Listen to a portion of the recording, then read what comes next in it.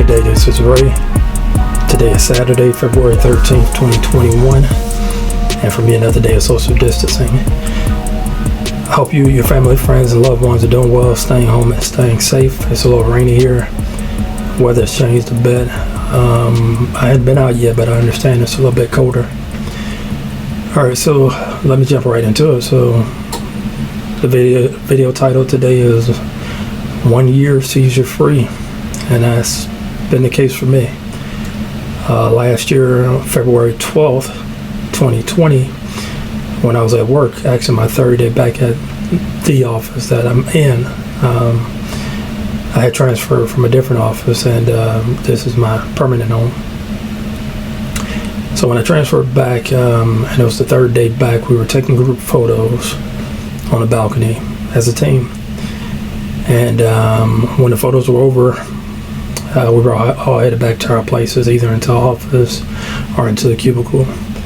And I'm a bit of a southern gentleman, so I let everybody walk ahead of me, and the only two people who were left behind were my boss and the manager of the office. So I remember walking towards the door, ready to head back. And before I could get to the door, I stopped, and it felt like I didn't have any control over my body or my movements. And then I blacked out. Don't remember a thing until I was in the back of an ambulance, and there was somebody asking me questions. Well, it was a paramedic asking me questions, and I don't remember what we were talking about, but I remember looking out the back window of the ambulance and seeing my boss following us in his vehicle on the phone.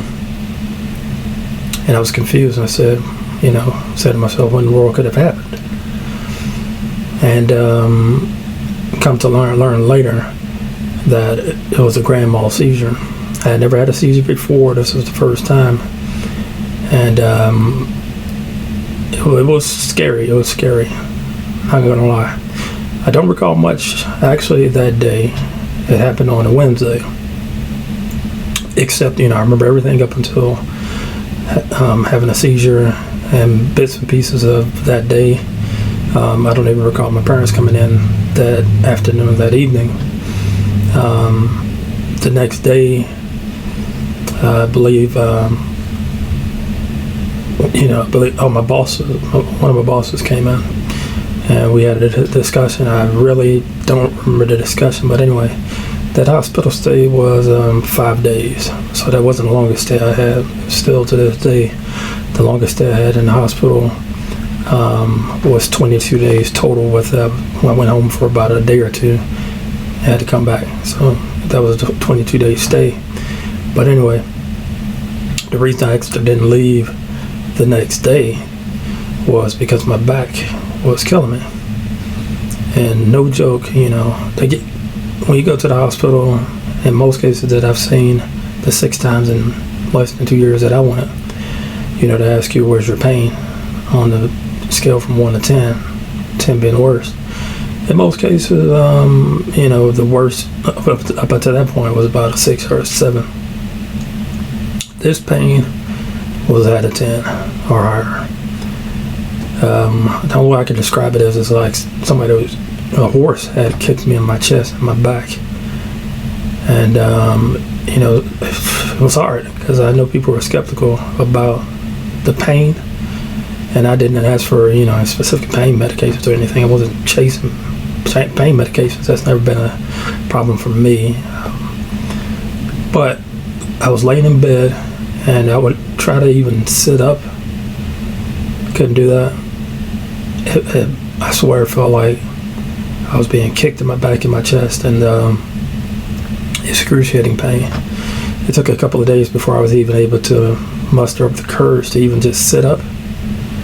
And I wanted to get out of the hospital, so I did everything I could to position myself to get out, even though I probably could have stayed an extra few days to rest up and recover a little bit more. But anyway, on the 5th day I was released, and he told me to follow up with a orthopedist, as well as a neurologist, of course, because I had a seizure.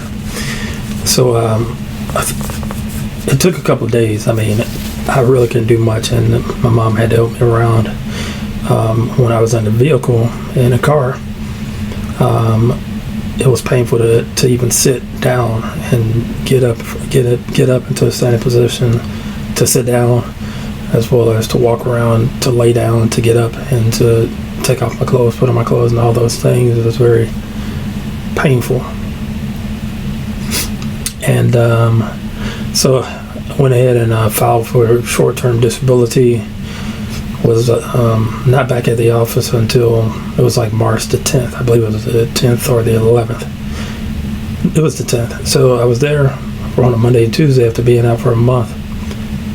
Ended up getting a back brace between that period. And because I had a seizure, at least in the state of Georgia, you're not able to drive for 6 months. And so I was catching public transportation. My dad took me to the train station, caught the train to another terminal, and then caught a bus to where my job site is. And did that for only 2 days, and then we went on lockdown. So it's been almost a year since we've gone on lockdown for COVID, which is hard for me to believe. And I've been working at home ever since. You know, I realize now, in particular, that I'm suffering with PTSD, with all those hospitalizations, the financial burden of all that, making a cross-country move, going back to various positions, and all the changes.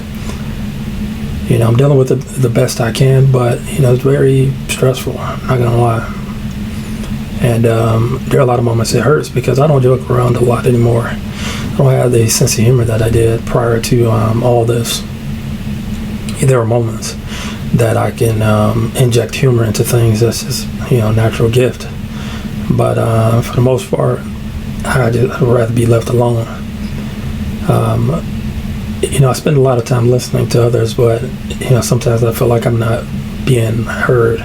So what I do is I just don't talk. Except, you know, when I'm working, I work, I do my job, I do it to the best of my ability, you know, try to provide the best service I can at any given moment, regardless of what I'm feeling, you know, whether it's physical pain, mental pain, exhaustion, emotional hurts, and all that stuff, how that's happening. But, you know, I learned how to compartmentalize that.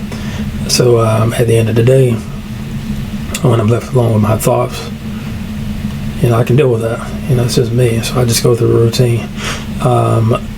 You know, as you know, if you looked at my previous videos, I'm studying for exams and things, so that occupies a lot of my time. I've been, you know, of course, working on my budget, working on getting emergency savings, as well as I'm learning about sinking funds and all these sorts of things to be able to stay ahead of these type of expenses, you know, not only medical, but, you know, with my auto, as well as, you know, preparing for eventually buying a home, you know, have a substantial savings for the down payment there. But, you know, I'm thinking about all these things as well as on top of my health. So there's a lot that I'm juggling. Health, you know, being a top priority, of course. I'm not sure if you can notice, but I have a slight red in my eyes. Sometimes I just wake up with busted blood vessels in my eyes, or sometimes I have swelling in my lips and on my face, but that's not happening right now. The other thing I've experienced is, you know, just like the extreme itchiness, and I take loratadine for that, and it takes a while before that kicks in, but, you know, that's frustrating on top of everything. Let me see. Lately, I've been, I said it before, I'm, you know, doing a lot of studying, but just, you know, just really trying to learn and grow from all this. You know, I didn't ask for this. I didn't ask for bad health, but it happened to me.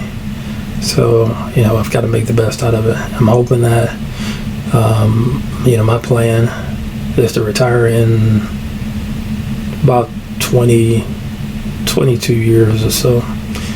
And when I do that, of course, I'll have everything in place to be able to retire comfortably. You know, I'm fortunate to work in a stable position, work with a very stable company, and, you know, to have a 401k and a pension and those things, and to take advantage of my health care, as well as, opportunities to learn more about finances and all those things. That's fantastic. A lot of things I wish I had learned sooner, but, you know what you know, and you learn it when you learn it. So that's where I'm at. I think I made that up. I might have to make that into a t-shirt and sell it. Okay. So this video is longer than I anticipated, but thank you for watching. 1 year seizure free. I haven't been in the hospital since February 16th of last year. That's when I was released, and grateful for that. Got my medical bills paid off.